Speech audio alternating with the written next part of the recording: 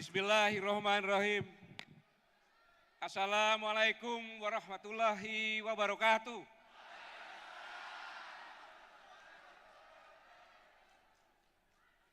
Selamat siang, salam sejahtera, shalom, om swastiastu.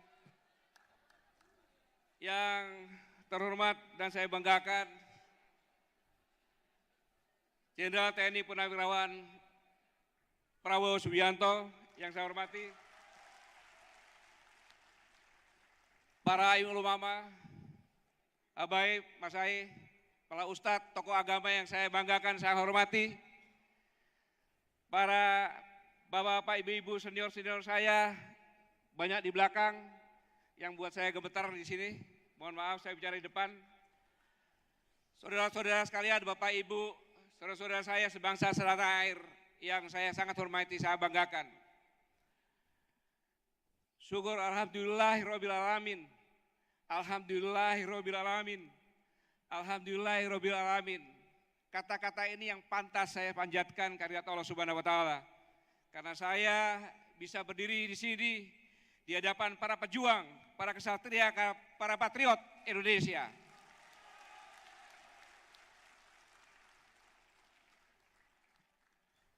Salawat dan salam kita panjatkan kepada Nabi besar, Nabi sepanjang zaman, Muhammad SAW, yang syafaatnya akan kita nantikan di akhir zaman nanti.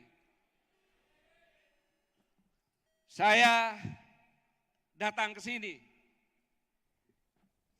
tidak ada lain karena merah putih, karena negara dan bangsa memanggil. Untuk negara, bangsa, rakyat Indonesia. Atas telepon dari beliau Pak Prabowo, meminta saya hadir untuk bicara masalah kebangsaan di sini. Waktunya hanya singkat. Saya diberi batas waktu dan habis itu saya juga harus kabur kembali lagi karena jam malam ada kegiatan lagi. 3 poin saja.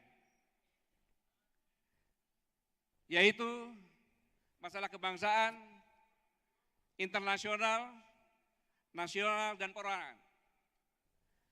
Masalah internasional yang harus kita waspadai betul-betul adalah masalah global citizen atau penduduk global. Mereka tidak bicarakan masalah bangsa karena kebangsaan menghambat globalisasi. Sedikit saja perbedaan antara kita dengan Amerika. Kalau Amerika negaranya terbentuk dulu baru bangsanya dibentuk. Tapi kalau Indonesia bangsa dulu ada baru negara terbentuk. Dan ini bisa hilang dengan global citizen tadi. Karena siapapun bisa masuk ke negara lain, bisa menjadi penduduk lain, penduduk negara lain, yang penting punya uang dan punya izin. Contoh singkat, daerah Jawa Timur, Kepanjen lah. Dibuat super blok di sana. Dibuat mall, perumahan elit. Setelah itu bupatinya menaikkan NJOP sehingga pajak naik. Kira-kira petani sanggup nggak? Pergi dia minggir. Penduduk dari negara lain entah kemana datang situ. Contoh sekarang, orang Betawi, di mana yang ada di Menteng, hanya berapa liter aja yang ada, minggir. Contoh gampang saja, Anda ke Singapura, penduduk asli Singapura di mana tempatnya? Kalau kita tidak waspada, maka zaman penjajahan kita pembantu, kemerdekaan jadi pembantu, sekarang pun keturunannya pembantu dan nanti pun akan jadi pembantu. Inilah yang benar-benar harus diwaspadai, khususnya oleh pemerintahan kita semuanya. Jangan sampai kita punya tanah air, kita punya bangsa. Negara Indonesia nggak bakal hilang. Bangsa Indonesia yang bisa hilang.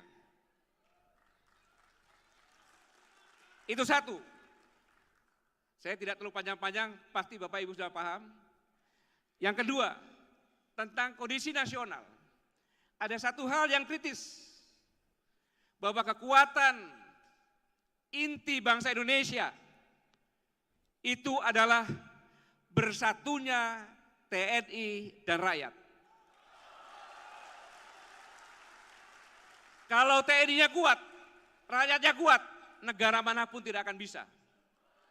Sudah terbukti. Di kota ini sudah terbukti. Pada saat TNI masih bayi, berumur berapa bulan, tiba-tiba sekutu akan menyerang dan mendarat di sini.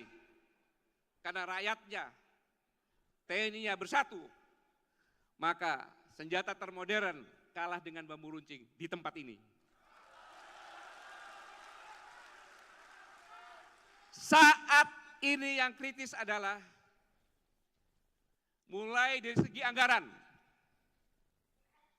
Saya tidak menyalahkan siapapun juga, tapi ini saya perlu informasikan karena saya mantan Panglima TNI agar rakyat bersatu jangan terpecah-pecah. Bahwa dari segi anggaran, pada saat saya menjabat Panglima TNI, saya sudah berusaha sekuat mungkin tapi saya tidak berdaya. APBNP,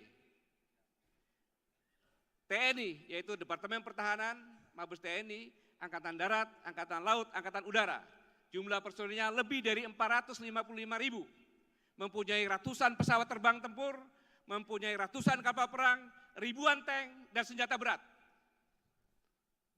Anggarannya hanya 6 triliun lebih. Sehingga Departemen Pertahanan dapat 1 triliun, Angkatan Darat 1 triliun lebih, AL 1 tahun lebih, Angkatan Udara 1 triliun lebih, dan Mabes TNI 900 miliar. Tetapi ada institusi yang tidak punya pesawat tempur, senjatanya pendek, dan ada senjata panjang sedikit saja. Dan jumlah personilnya tidak sampai 3.000, tetapi anggarannya 4 triliun.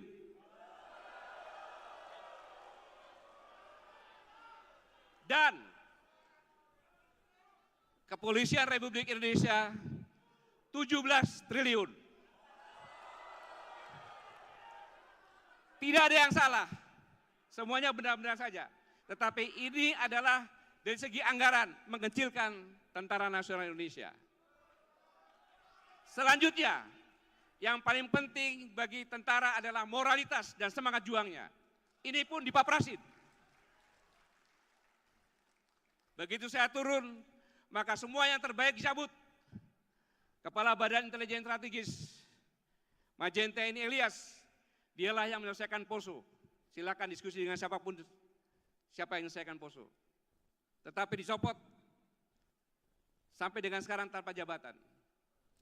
Termasuk Direktur A, Komandan Satuan Tugas Intelijen yang membongkar senjata, sekarang pun copot tanpa jabatan. Investasi sumber daya manusia di TNI itu adalah jabatan-jabatan tersebut. Panglima Divisi Infanteri 1, Panglima Divisi Infanteri 2, dicopot sampai dengan sekarang tanpa jabatan. Komandan Jenderal Kopassus, masuk Pangdam 13 Merdeka, dicopot sama sekarang tidak ada jabatan. Dan saya tidak salah menyebutkan orang-orang yang bermasalah menempati jabatan-jabatan strategis. Yang paling penting adalah setiap prajurit bertanya, apa tolak ukur keberhasilan? Padahal prajurit bukan itu yang dicari. Tidak bisa menghadirkan TNI dengan cara itu. Karena setiap prajurit TNI, termasuk punawirawan yang ada di sini, dalam hati nuraninya, dalam pikirannya, bukan mencari harta dan jabatan. Tetapi setiap prajurit TNI yang dicari adalah kapan dan bagaimana supaya saya bisa jadi pahlawan. Tidak mungkin bisa dikerdilkan. Oh, rakyatnya saja berusaha jadi pahlawan di sini buktinya kok. Apalagi TNI-nya. Demikian juga polisi sama. Jangan melihat polisi itu jelek, tidak. Brimob, polisi-polisi yang di lapangan bersama-sama dengan masyarakat, sama mereka juga pengabdian. Dalam kondisi seperti ini, maka yang paling penting, jangan sampai rakyat Indonesia ini terpecah. Jangan sampai, harus bersatu. Jangan sampai hanya masalah pilpres terpecah. Perbedaan biasa, wong cuma 2 kok. Satu keluarga aja beda-beda.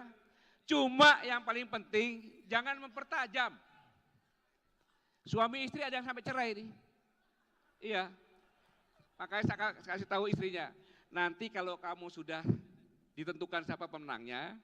Mudah-mudahan yang menang adalah jagoannya suamimu, kamu tanya sama suamimu. Mas, kamu jadi apa sekarang? Yang jelas kamu jadi duda. Yang jelas kamu jadi duda kan?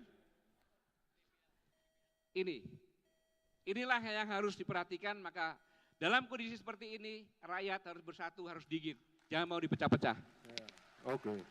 Selanjutnya, saya minta waktu 2 menit lagi untuk perorangan. Untuk perorangan, ada sebuah hikayat.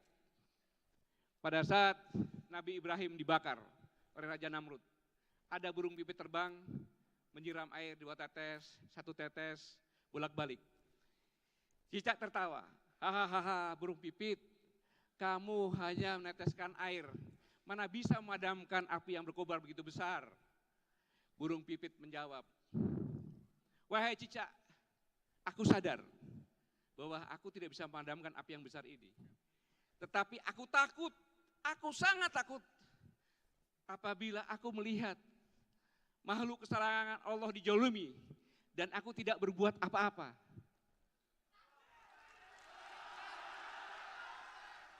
Allah tidak melihat apa yang aku hasilkan, tapi Allah melihat apa yang aku lakukan. Jadi, saya ingatkan, satu suara milik siapapun juga, pertanggungjawaban kepada Allah Subhanahu wa Ta'ala. Jangan disia-siakan. Allah tidak melihat, walaupun satu suara tidak merubah takdir, tetapi Allah melihat apa niat Anda semuanya untuk memilih. Semoga kita semua yang ada di sini, siapapun juga yang menyaksikan. Selanjutnya dari para pakar kita,